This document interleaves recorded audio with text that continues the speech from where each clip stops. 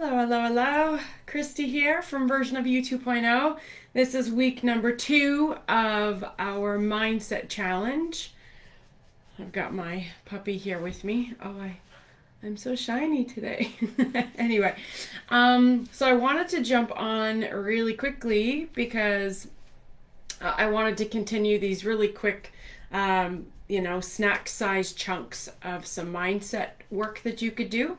So the whole month of November, what I've done is I've created daily challenges. Those are coming to you in the form of posts.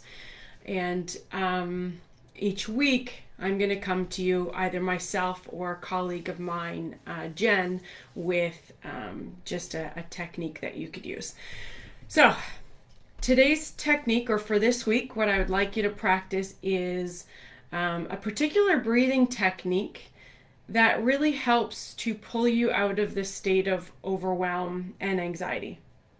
So as you've come to learn, after a while what starts to happen is we have these ruminating thoughts, right? And oftentimes we don't even realize that we have these ruminating thoughts. So we'll just, at one point in time, we'll just kind of get frustrated, annoyed, we'll lash out. Something will happen and we'll realize that we're in a really bad mood. And it's like, yeah, sorry about that. I'm just in a pissy mood. Or sorry about that. I feel like I got off on the wrong side of the bed. Or, yeah, sorry about that. I'm just not myself today. So you recognize kind of after the fact that something's off. Well, one of the suggestions that I've offered you and suggested to you in the past is to get really dialed in on those physiological changes that happen in your body early on, because the sooner that we realize that we're having this kind of physiological response to stress and anxiety, the sooner that you can bring your awareness to it, the sooner you can get out of it. Instead of getting to this place where you're lashing out or, sabotaging yourself with a behavior and then recognizing while you're spiraling that you're in this bad mood, okay? That you're stressed out, that you've got this overwhelm going on, or you're in this state of anxiety.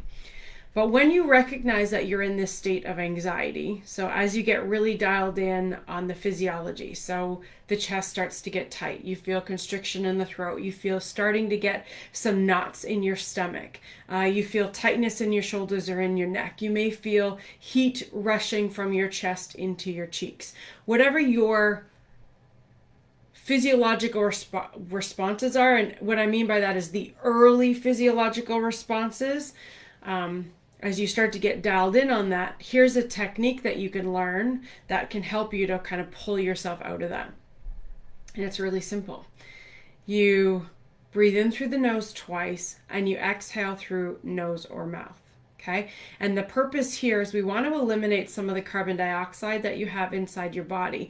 And when we do that, it's kind of like it sets off a tripwire, right? And when we do that, we can actually change our physiological response, which affects our central nervous system. And we can go from like a sympathetic nervous response to a parasympathetic nervous response, or from a stress response into a relaxation response.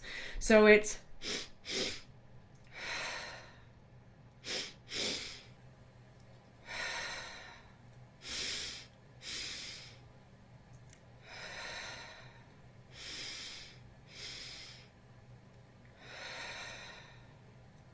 that's it.